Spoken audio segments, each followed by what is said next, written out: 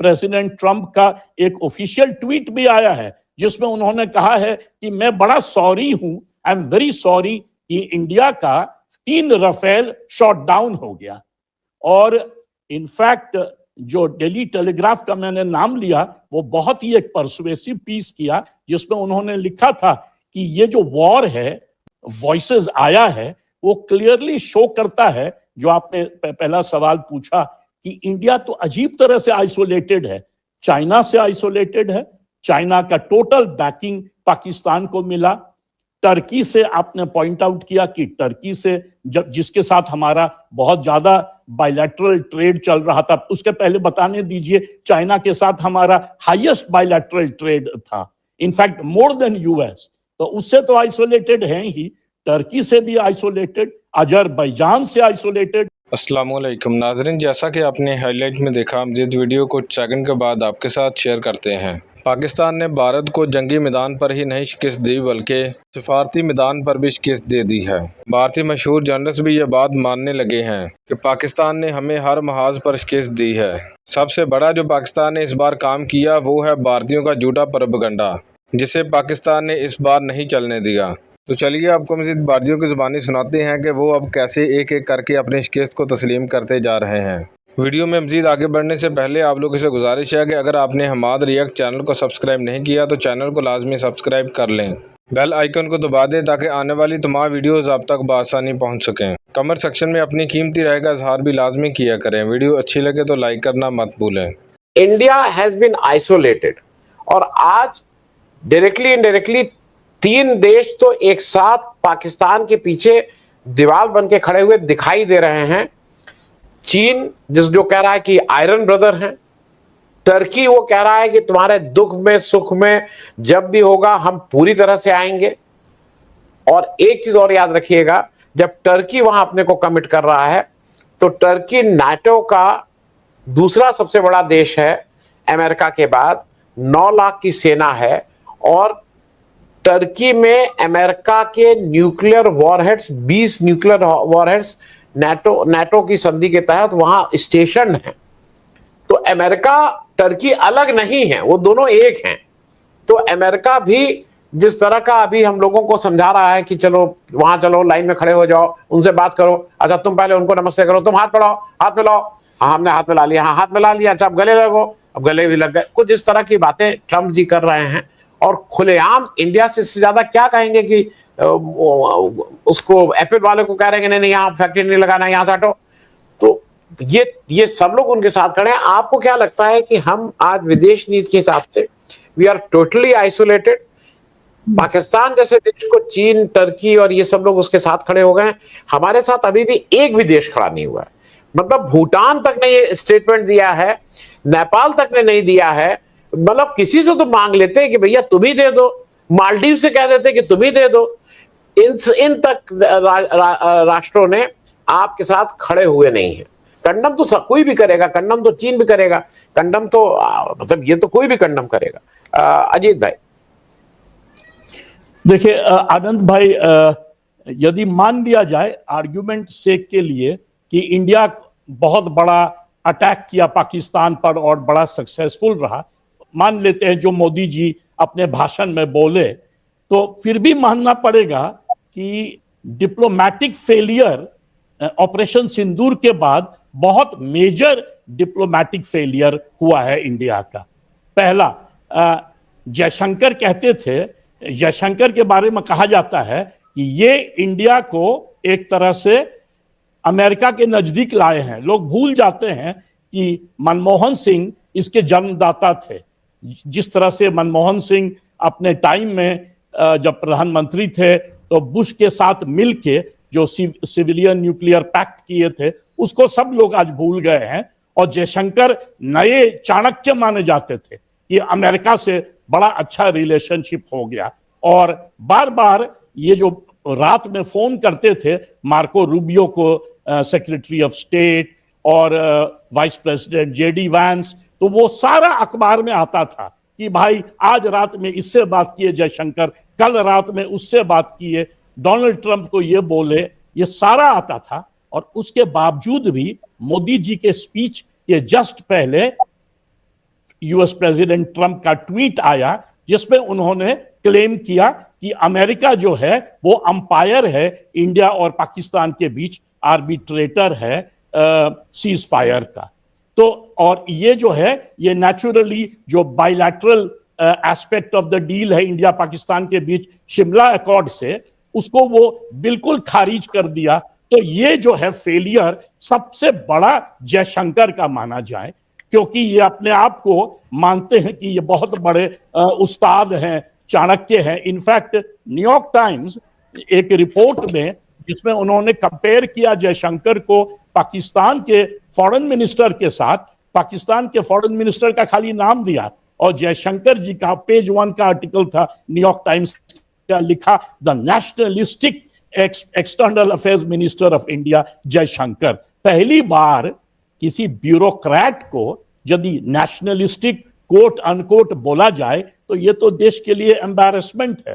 तो ये जयशंकर पर न्यूयॉर्क टाइम्स का अटैक था। तो इनका जो बोली है, ये किताब लिखते हैं, ये सारा जो है मैन्युफैक्चर करते हैं कि वो बीजेपी का आइडियोलॉजिकल हेजेमनी किस तरह से चले।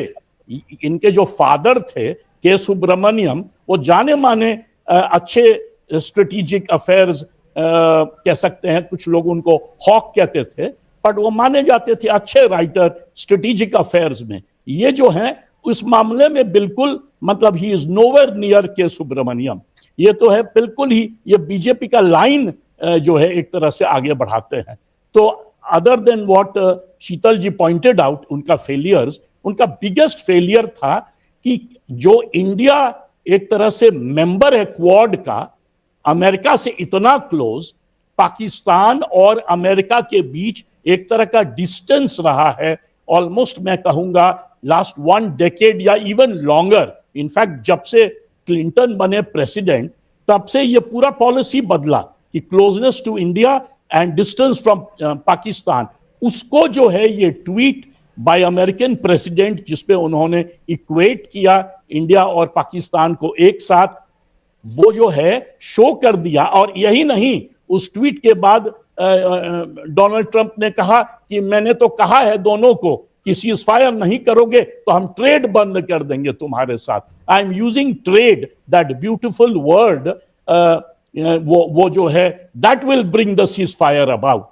तो एक तरह से पूरा जो है अटेम्प्ट जो था ये वही खत्म हो गया। आज ऐसा सिचुएशन है, आपने देखा होगा प्रेसिडेंट ट्रंप अभी पहले कतार गए, फिर सऊदी अरेबिया, फिर अबू धाबी। वहां से जो भी मतलब वॉइसेस आया है वो क्लियरली शो करता है, जो आपने पहला सवाल पूछा कि इंडिया तो अजीब तरह से आइसोलेटेड है, चाइना से आइसोलेटेड है। चाइना का टोटल बैकिंग पाकिस्तान को मिला। टर्की से आपने पॉइंट आउट किया कि टर्की से जिसके साथ हमारा बहुत ज्यादा बायलैटरल ट्रेड चल रहा था, उसके पहले बताने दीजिए चाइना के साथ हमारा हाईएस्ट बायलैटरल ट्रेड था, इनफैक्ट मोर देन यूएस। तो उससे तो आइसोलेटेड हैं ही, टर्की से भी आइसोलेटेड, अजरबैजान से आइसोलेटेड। हमारे सारे टूरिस्ट इंडिया से टर्की और अजरबैजान जा रहे थे। और मुझे तो लगता है कि सऊदी अरेबिया और कतार ओपनली तो नहीं, but organisation of Islamic countries completely favour किया है पाकिस्तान को इस पूरे डिबेट में। तो कितना भी इंडिया सोचे कि मैं बड़ा पॉपुलर हूं, टेरर के अगेंस्ट फाइट किया हूं, पर ये डिप्लोमैटिक फेलियर हो गया, ये सेल नहीं कर पाए। और वही नहीं, मैं कहूंगा मीडिया कम्युनिकेशन का मेजर फेलियर है। आप दुनिया के सभी अखबार ले लीजिए, इंग्लैंड का टॉप अखबार द डेली टेलीग्राफ से शुरू कीजिए, उधर CNN media channel for example, बाकी सारे reports, New York times, Washington post, wall street journal, सारा पढ़िए। इवन इनफैक्ट प्रेसिडेंट ट्रंप का एक ऑफिशियल ट्वीट भी आया है जिसमें उन्होंने कहा है कि मैं बड़ा सॉरी हूं, आई एम वेरी सॉरी कि इंडिया का 3 राफेल शॉट डाउन हो गया। और इनफैक्ट जो डेली टेलीग्राफ का मैंने नाम लिया, वो बहुत ही एक परसुएसिव पीस किया जिसमें उन्होंने लिखा था कि ये जो वॉर है बिटवीन इंडिया पाकिस्तान, ये बेसिकली दिखाता है कि कौन सा टेक्नोलॉजी पावरफुल है, राफेल फ्रांस का कि चाइना का J-10। तो ये जो है ना, ये हाईलाइटिंग जो हुआ मीडिया में, वेस्टर्न प्रेस में, आप दोनों आदमी शीतल जी और आप अमेरिका में थे, आप लोग देखे होंगे, वहां पर कहीं इंडिया का चर्चा ही नहीं हो रहा था। सारा हो रहा था कि how Rafale has failed and the Chinese defence system has succeeded. और इनफैक्ट आपको पता है कि जो स्टॉक मार्केट है वो 2 दिन के अंदर करीब 37% गेन किया है। वो चाइनीज जो प्रोड्यूसर हैं उसके, मुझे अभी नाम मैं भूल गया, जो मैन्युफैक्चरर है उसके 37%, पहला दिन 17%, दूसरे दिन 20%। तो ये जो एंटायर वे, एक होता है वॉर, दूसरा होता है जो नैरेटिव बिल्डिंग होता है internationally through a diplomatic channel, और तीसरा होता है media communication to the world. इस दोनों में इंडिया मेजरली फेल किया, डिप्लोमेटिक वॉर में या डिप्लोमेटिक नाइसिटीज में कह सकते हैं, और दूसरा मैं कहूंगा मीडिया कम्युनिकेशन में, और उसमें जयशंकर बहुत बड़े रोल प्ले किए हैं इस फेलियर में। इनफैक्ट इनका जो इमेज था, ये इमर्ज कर रहे थे एक हीरो ऑफ द बीजेपी, वो ऑलमोस्ट इस वॉर के बाद तो जीरो बन गए हैं। तो इट्स वेरी सैड कि इस तरह से। और उसके बाद यदि थोड़ा सा और आगे बढ़ूं तो अभी जो पार्लियामेंट्री अफेयर्स कमिटी जो बनी है 7 मेंबर की, जिसमें किरेन रिजिजू ने रिक्वेस्ट किया था राहुल गांधी को कि आप नाम दीजिए कि कौन से कांग्रेस लीडर्स जो है इसमें इंक्लूड होंगे। तो इतनी तो उनकी ताकत है, ऐसा आपका कहना है, ऐसा आपका दावा है, तो नरेंद्र मोदी से बात नहीं बन रही है क्या, ये सवाल है। इसलिए आपने रिटेलिएशन भी कर लिया। अब रिटेलिएशन के बाद आपको क्या ऐसा लग रहा है कि दुनिया को बताने की जरूरत है? कुछ तो है, बहुत सारे सवाल है, क्योंकि किसी ने भी आपकी तरफ से कोई एक्सप्लिसिटली बात नहीं कही। ये तो ठीक है कि भाई आतंकवाद का विरोध करना, आतंकवाद के विरोध में स्टेटमेंट देना, है तो सभी करेंगे, आपने पहले ही कहा। तो उसमें तो कोई मतलब उसके लिए कोई स्पेशल एफर्ट करने की जरूरत नहीं कि लोगों से आप ये बुलवाए कि ये जो पहलगाम में हुआ था वो गलत हुआ था। अपने आप ही लोग कहेंगे गलत है। लेकिन उसके बाद आपने जो किया, या फिर आपकी जो विक्टिमहुड है उसके तरफ से कोई बात कर रहा है क्या? एज ए नेशन आपकी विक्टिमहुड जो है उसके आपके तरफ से कोई बात नहीं कर रहा है। तो कहीं ना कहीं मोदी जी का जो एफर्ट है, या फिर मोदी जी का जो पर्सोना है, वो कुछ काम नहीं कर रहा है। इसलिए आपको ये additional effort, apart from attacking Pakistan, apart from taking revenge and initiating A revengeful action, आपको ये करना पड़ रहा है। इसका मतलब आपकी बात बन नहीं रही। 2008 में और 2025 में ये फर्क है। तो ये पहली बात है। और जो शिवशंकर, जो अपने फॉरेन मिनिस्टर है, उन्होंने जो कहा उसका एक मतलब वो तो खुद प्रधानमंत्री मोदी को काउंटर कर रहे हैं, क्योंकि मोदी जी ने तो ये कहा था अपने भाषण में कि हमने 100 टेररिस्ट मार दिए। अब बताइए, आप अगर पहले से उनको इत्तला दे रहे हैं, पहले से आप उनको अलर्ट दे रहे हैं कि भाई हम आतंकी ठिकानों पर हमला करने वाले हैं, आपकी मिलिट्री अगर हो तो आप दूर रहे, हम आपके ऊपर मिलिट्री अटैक नहीं कर रहे, ये वॉर नहीं है, तरह तरह की बातें। अगर आपने आतंकी स्थलों पर आपका हमला होना था, पाकिस्तान को आपने पहले ही बता दिया था, तो फिर वहां क्या 100 आतंकवादी बैठे रहेंगे सिटिंग डक्स कि आइए हमको मारिए? इसका मतलब दो में से एक कुछ तो भी सच है। या फिर आपने पाकिस्तान को पहले से बताया नहीं, तभी जाकर 100 लोग मरे हैं, या फिर अगर बताया है तो 100 आतंकवादी मरने का सवाल ही पैदा नहीं होता। कैसे वो क्या वहां बैठे रहेंगे वो? तो ये हमने पहले क्या कहा है, हम अब क्या कह रहे हैं, दोनों में कुछ तालमेल बैठता है नहीं बैठता है, इसका विचार नहीं करते। किसी ने एक वीडियो जारी किया और कहा कि मुझे इन जोकरों पर हंसी आती है। तो सचमुच हंसने वाली ही बात है। आप कह रहे हैं हमने पहले से उनको अलर्ट कर दिया, आतंकी ठिकानों पर हमला करेंगे, आप कह रहे हैं कि 100 आतंकवादी मारे गए। ऐसा थोड़ी होता है। और बहुत सारी बातें, ऐसा है कि सरकार ये कोई देश नहीं है, सरकार को ये देश के साथ इक्विट नहीं कर सकते। सरकार देश को सपोर्ट करना है, सरकार को सपोर्ट करना नहीं है, या फिर सरकार को सपोर्ट नहीं करना यानी देश के खिलाफ बात करना, ऐसा नहीं है। ये तो नैरेटिव इन्होंने भी पिछले 10 सालों में इस तरह से इसका प्रोपेगेंडा किया है, इस नैरेटिव का। ऐसा है कि मेरे देश के साथ क्या हो रहा है ये जानने का मुझे अधिकार है और वो आपका बताना कर्तव्य है। फॉर एग्जाम्पल, ये जो हमारे राफेल गिराए इस तरह की जो खबरें हम सुन रहे हैं, हमारे जो डीजीएओ है, director general of air operations, उन्होंने हमको एक बताया कि भाई ऐसा है, कॉम्बैट सिचुएशन में तो लॉसेस होती है, लेकिन हमारे सारे पायलट सेफ वापस आए।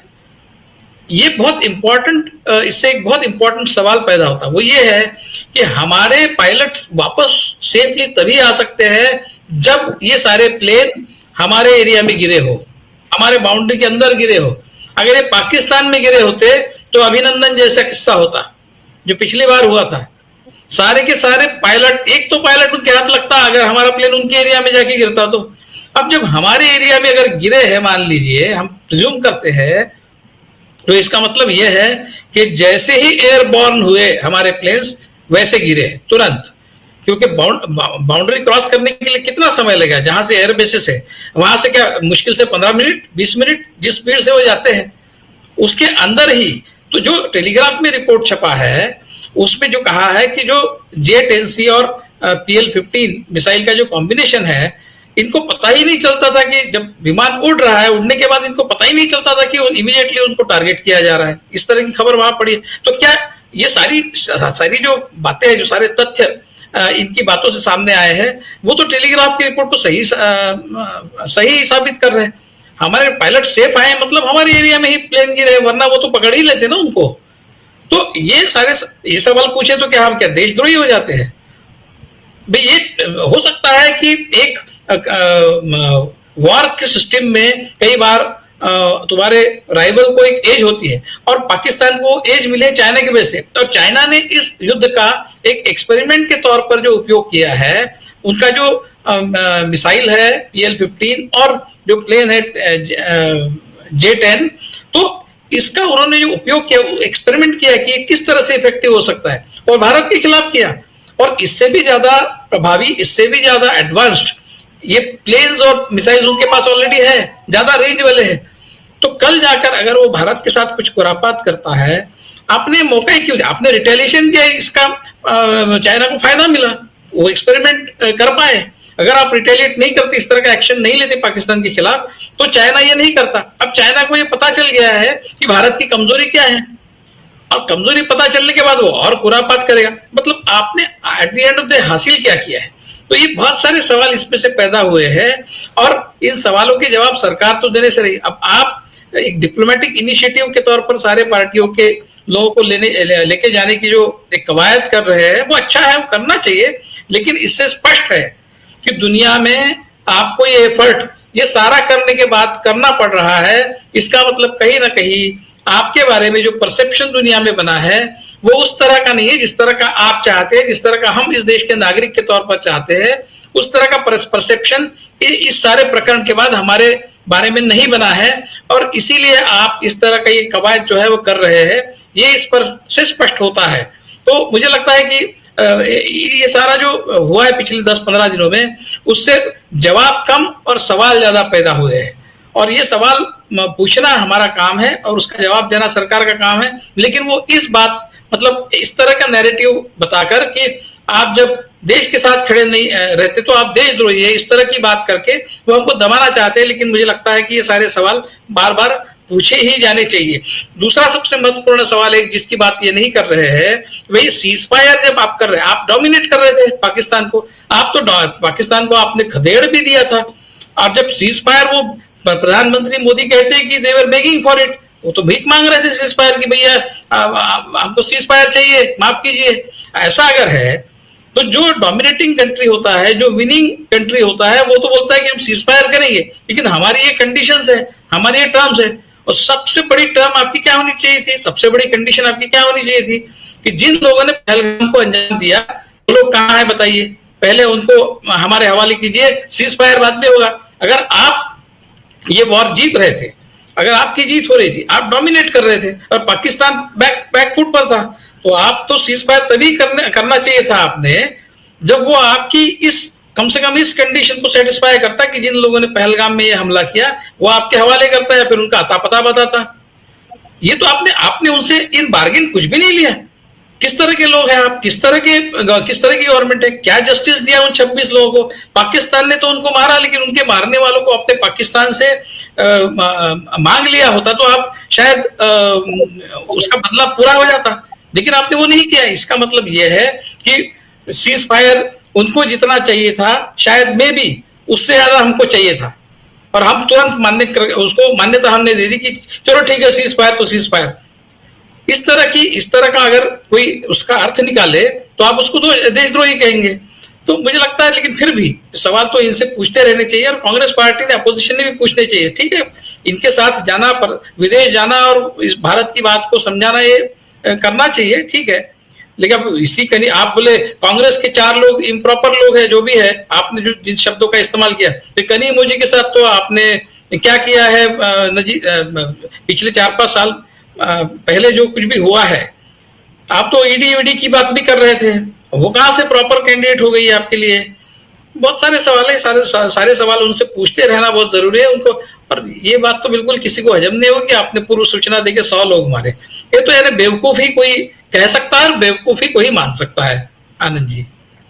जी, मैं नवेद साहब अब जरा आप समझ लो, एक जो विवेक साहब ने कहा है कि अभी तक ये बात नहीं तय हुई, डोमिनेट करे कोई भी वातावरण को, और ऊपर से उसमें एक सेक्सुअल छुपा रहता है, और उस पे ट्रंप साहब जो हैं उन पे जो चार्जेस है, करीब 36 मतलब जगह चार्जेस है कि इन्होंने विमेन को किस तरह से मोलेस्ट किया, क्या किया।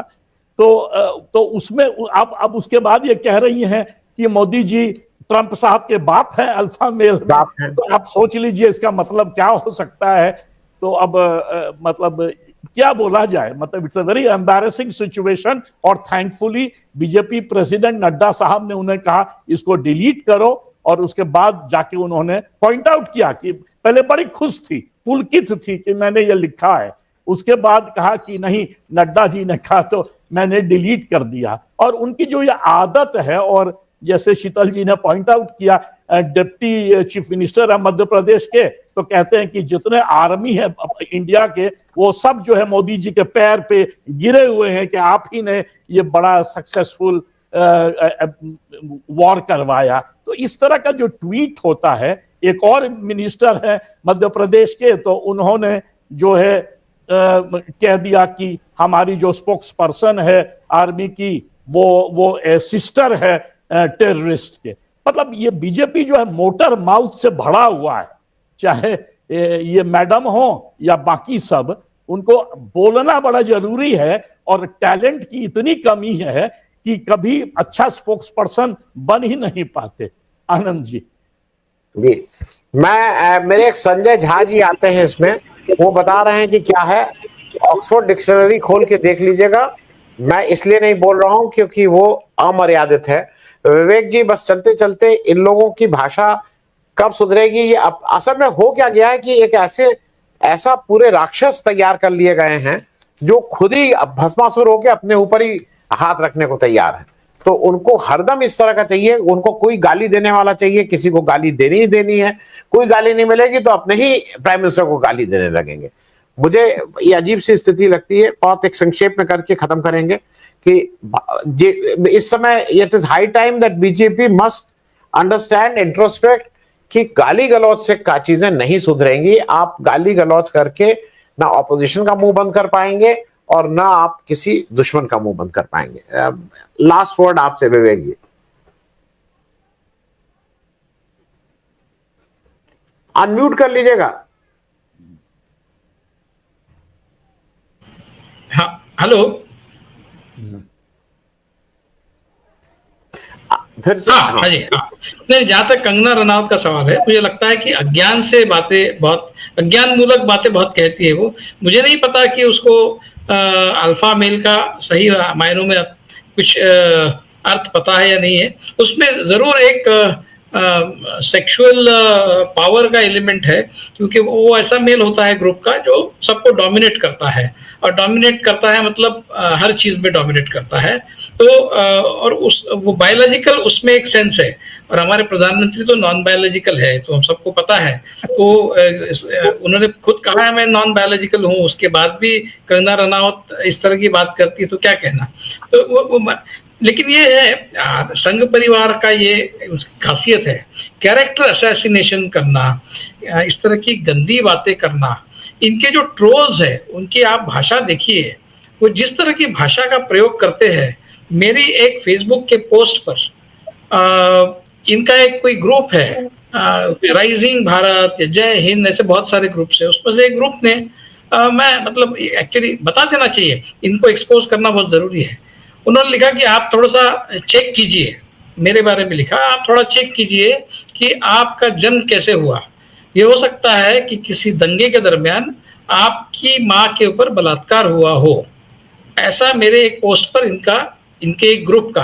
ये संस्कृति रक्षक है इस देश के, भारतीय संस्कृति वसुधैव कुटुंबकम, दुनिया भर की बकबक रोज करते हैं, और एक मुंह से ये बकबक करते हैं और दूसरे मुंह से इतनी गंदी बातें करते हैं कि जो कोई नहीं कर सकता। मतलब मुझे एक्चुअली ये बताने में वो शर्म हो रही थी, लेकिन मैंने बताया क्योंकि इनको एक्सपोज करना बहुत जरूरी है। तो इस तरह की भाषा का प्रयोग आए दिन इनके ट्रोल आर्मी जो है वो करती है। और मुझे कंगना रनावत का ये बात तो बहुत ही माइल्ड है उस लिहाज से देखा जाए। अगर इनकी सबसे गंदी बातें अगर आप देखें, किसी एक बड़े सोशल एक्टिविस्ट के बारे में इन्होंने फेसबुक पर लिखा था कि इसकी माँ नेक नहीं और इसका बाप एक नहीं, ऐसा लिखा था। तो इनकी हर चीज में सेक्स आता है, ये आप देखिए, ये उतरते हैं सेक्स पर ही। तो ये जो विकृति है, ये विकृति कभी कभी रिफाइंड तरीके से सामने आती है, ऊपर से रिफाइंड दिखता है लेकिन अंदर से सेक्सुअल इन्यूएंडोज उस पर रहता ही है। और ज्यादातर वो बिल्कुल खुले तौर पर वो कहते हैं इस तरह की बात। तो आ जाकर फिर इनकी जो गाड़ी है वो सेक्स पर ही उतर जाती है। तो इनसे यही एक्सपेक्ट किया जा सकता है, क्योंकि ट्रेनिंग ही इस तरह का मिला है। और संस्कृति की बात एक तरफ करना, दूसरी तरफ संस्कृति का हनन करना, ये जो पिछले 100 साल से चल रहा है,